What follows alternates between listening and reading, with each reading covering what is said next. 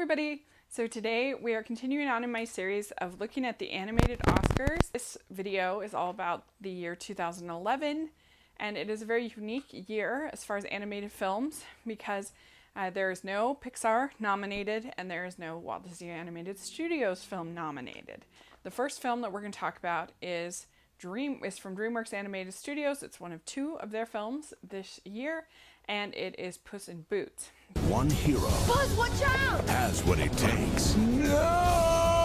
Holy frijoles. To fill these boots. That's a lot of heel for a guy, don't you think? Puss in Boots. Puss in Boots is a spin-off from the Shrek films, obviously the Puss in Boots character. And I think it's one of the strongest of the series. That they do a really good job of sort of staying away from the parody aspects of Shrek, which are not my favorite. There are some moments of self-parody where they're kind of winking at the ridiculousness of the story and the ridiculousness of the characters. And they do a good job of sort of keeping with the spirit of the Shrek films in the sense that they combine a lot of different fairy tales together within. Of course, you have Puss in Boots, you have Humpty Dumpty, you have Jack and Jill, you have Jack and the Beanstalk, the Golden Goose. So there's a number of fairy tales that are put in there without it just being there for the joke. There's actually a story. Prequel of the Puss in Boots character. He's an orphan, and it's kind of explaining about how he becomes this outlaw through his association with Humpty Dumpty, who's also an orphan, and kind of tricks him into story, trying to steal these beans, these magic beans from the Jack and Jill character, they're sort of this funny couple that sort of grisly old-time Western sort of pioneer type couple, voiced by Amy Sedaris and Billy Bob Thornton. The sequence with the beanstalk was awesome. I thought that it was so well animated, and I remember seeing it in 3D and being blown away. And so I think that the voice acting is really strong in this film. I think Antonio Banderas is a perfect example of how celebrity casting can be a really good thing, because it immediately it adds this layer of because I know him as Zorro, I know him as this kind of character, and so I'm not thinking about Antonio Banderas, I'm thinking about Zorro. There are some problems with the story. I think it gets a little convoluted at times. I think it's a little overly complicated. I think that the action is really fun as far as the sword fighting and other things, but one of the problems that it can have is that it can feel a little bit episodic. All of the tangents that it sort of goes on really matter to the story. Another problem that I had with the film is you have the Salma Hayek cat character, and I felt like she wasn't as strong as I wanted her to be. I felt like at the beginning, kind of like with Astrid in How to Train Your Dragon, that she is this really cool, interesting woman, but that I feel like by the end of the film, she ends up just being a love interest, and it was frustrating to me how I felt like she was always kind of dismissed and always kind of treated, especially by the Puss in Boots character, by Antonio Banderas' character, as being sort of less valuable. So that was frustrating for me. And I think that the Humpty Dumpty character, I think there's some nice heart to their relationship between Puss in Boots and Humpty Dumpty, but I think his eventual sort of story arc, I don't want to give it away, I think is pretty predictable, and it wasn't something that was a huge surprise, at least to me. And so I think those are some problems. I think it ends up being an entertaining homage to Zorro and those kinds of films. This film that we're going to talk about is A Cat in Paris, and Ils l'ont kidnappé.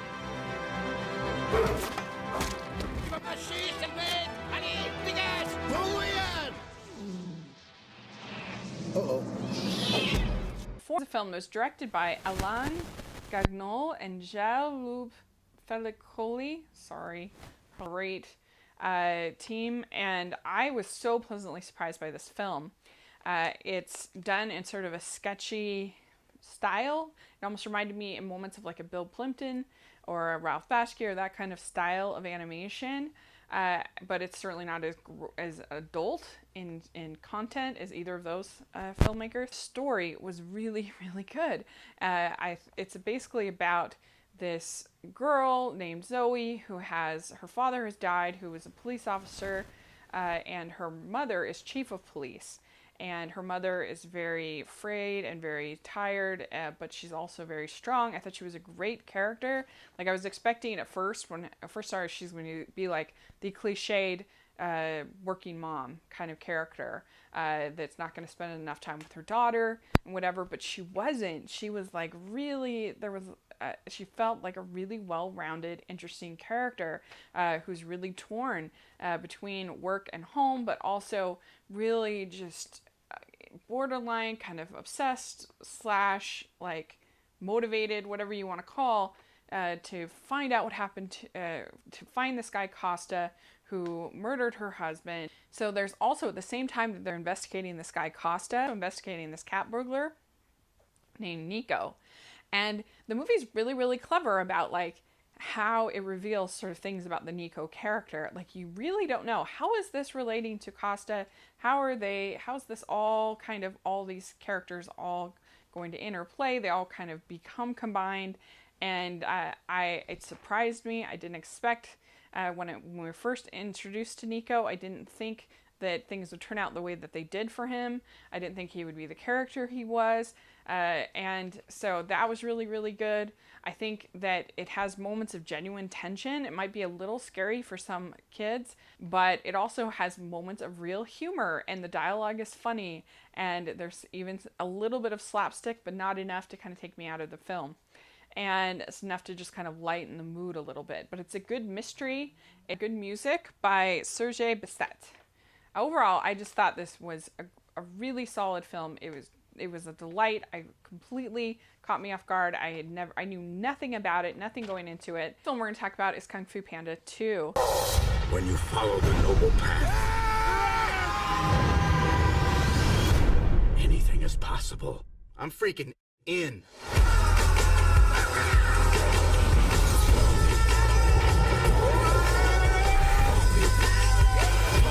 Where are the signs? What signs? Ah!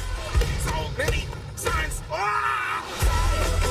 It was directed by Jennifer Yu Nelson, and this film has people that don't really like it, particularly for some reason people on my blog don't like Kung Fu Panda 2. But I have to just be real with it. I thought it was a really good film. I've seen it a couple times now, and I really think it is much better than the first one, which I didn't feel like held up very well in the rewatch, to be honest. I just feel like the humor just dates the film a lot, and it's just not my favorite kind of humor. Humor is subjective. Film is subjective. But for me, this film made a really great decision in stepping away from the humor and all the fat jokes and all the other just sort of lame, sarcastic jokes that you get in the first one. This was a true kung fu movie. This is a martial arts kung fu kind of movie, and that was really cool. And I think there's a significant upgrade in the villain, who I can't even remember the name of the villain. He was like the leopard guy, who was super bland, not that menacing. In this, his name is Shen. He's voiced by Gary Oldman, who's super good. And he's this cool design of this sort of peacock type character with the feathers being knives, which I thought was really good. And he's very menacing, and he's very strong, and you really feel like Po and the Furious Five are vulnerable to this guy. Like, it feels like he could win, and that's the key to, I think, a good villain. And I also really like the heart of the movie. I think that the focus on adoption, which I'm a huge adoption advocate. I think adoption is just a wonderful thing. I really like that message of sort of Po trying to figure out where he belongs, and him sort of realizing where his home is. And I think the animation is really strong. I think it's beautiful. I like the way that you can see the fur, and you can see the way they animate the kung fu. I think really works, and the kicks and the fights, and I mean, I think the only flaw I really have in the film is I think that it also, kind of like Puss in Boots, can feel a little bit episodic as opposed to a really strong overall narrative. It's tough in a kung fu movie to make that not happen. To make sort of the fights interesting enough, and make them varied enough, and make them kind of part of the story. It's not a huge problem for me because I like kung fu movies. I like action movies. I still don't think that the celebrity voice cast is needed. I don't think it helps the movie at all. In fact, I think it can be really distracting. I think that someone like Jack Black is just, I just don't think it's helpful to the movie to have him. And I do think I could get more immersed in a kung fu story if I wasn't hearing Jack Black. Who's not, you know, a kung fu kind of voice to me. Goes to Puss in Boots, when I hear Antonio Banderas, I immediately get engrossed in the world of Zorro and the world of sort of that kind of action movie. I don't hear Jack Black and think kung fu movie. Overall, I think Kung Fu Panda 2 is a very entertaining film. The next film that we're going to talk about is another foreign film that was nominated that year. It's called Chico and Rita.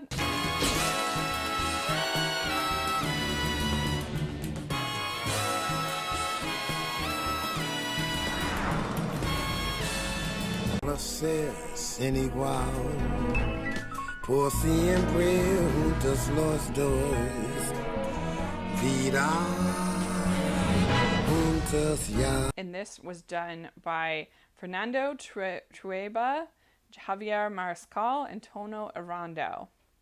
And this film, I have to be honest with you guys, I did have to fast forward a number of sections of this film. Because it is extremely adult content. I can't overstate that enough. There is strong nudity in this film. There's strong drug use, other negative things.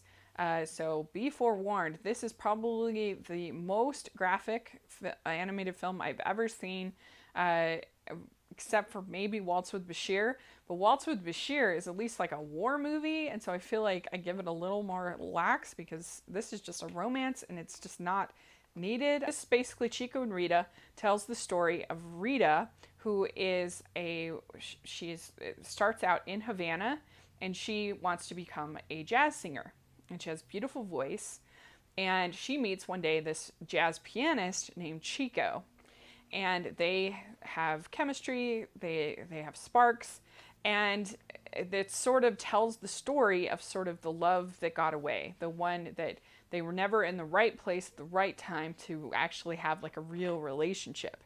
And the problem a little bit I have with this movie is that they try to kind of make it seem like a relationship that was doomed to just never work, that the cosmos was against it.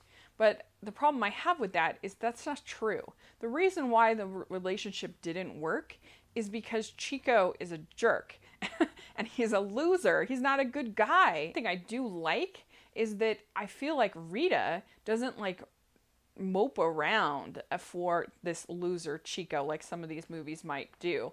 But a lot of these movies of the love that wasn't meant to be, it's things that are outside of the people's control that keeps them apart. Something like a natural disaster, or, you know, like something like a Titanic or something that keeps these characters from having the relationship that they want to have. But in this case, with it being Chico's fault that he's a philanderer and a jerk, I was kind of glad that Rita didn't have a relationship with him because I had no confidence that he was going to treat her very well. And it's sort of a tragedy because Rita never really gets a very good relationship, able to further her career and get her dreams, but she's never able to have sort of the love that she wants to have until she's very, very old. And so it tells their sort of whole life story, and it does it in a style of animation that you see a lot in indie films. It looks very rotoscope to me. I think it's really easy, I feel like now, to say anytime somebody releases a 2D film that it's like, oh, it's beautiful, it's wonderful. And it's just not true. Like, all 2D animated films are not great. It's not inherently better. And I don't think that the animation in this is that great. I think that it looks pretty generic, and I think that it looks, like I said, kind of rotoscoped, kind of traced, sort of rotoscoping. And I think it just looks like something I've seen before in a lot of other movies. And maybe I've just seen a lot of independent animation. And it certainly doesn't have sort of a unique visual style like Cat in Paris, even though that's a sketch style. But there are nice moments in the animation, and I did like The way that they did the cityscapes, particularly, I thought were good. And the music is the real standout of this movie. It's done by Bebo Valdez. Great jazz music all through. Really good singers that they got for all the parts, and all really great orchestrations. The jazz, orchestrations were really well done. In a way, I'm glad that it got nominated, because I think it is good that people see that animated films are not just for children. Okay, so the last film that we have is Rango.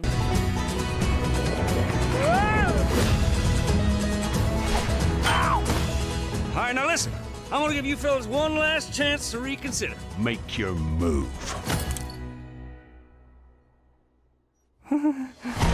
It's directed by Gore Verbinski, and it's starring his Pirates star, Johnny Depp. If you're a fan of my blog, you'll know that I watched this movie for the first time last year, and I reviewed it on my blog, and I did not care for it at all. And I have to say, this watch through, I liked it a little bit better. I think that the first little bit, as far as artistry, is really interesting. It definitely has sort of a surrealist style, with Rango being taken from he starts out as being this sort of delusional actor in this aquarium, and he ends up in the desert, and there's this whole scene with the armadillo and the spirit of the West and everything. That, I think, all is really good. If it had been like a short, an animated short, I think that would have been really, really good. But he ends up going to this town called Dirt, and everything in Dirt is ruled by water. And when are they going to get more water? What's going on with water? And it's kind of an old Western town. And there's a mayor of the town, voiced by Ned Beatty.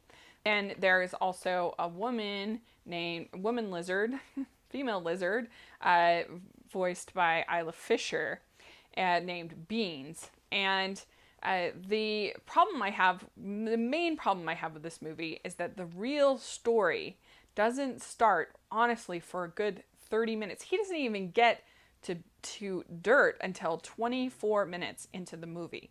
So that's a long time. And then it takes another long period of time before we really get started with the story of the water. And so, I don't know, it feels like a long time of just Johnny Depp and Rango ambling about, giving one-liners. People like different kinds of artistry. Artistry is very subjective. But for me, I think, like I said, that surrealist section at the beginning is pretty strong. It's too long, but it's pretty strong artistically. But I think that it ends up with the color palette of the film feeling very beige and very bland, and I just don't think it looks very nice, and I just think it becomes everything looks the same, and so it's not that interesting to me. It's just my opinion, and I feel like it's just not that funny to me.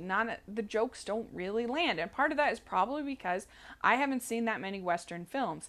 And so I don't really get a lot of the jokes. And I don't think kids get that many of the jokes. Maybe it's not made for kids.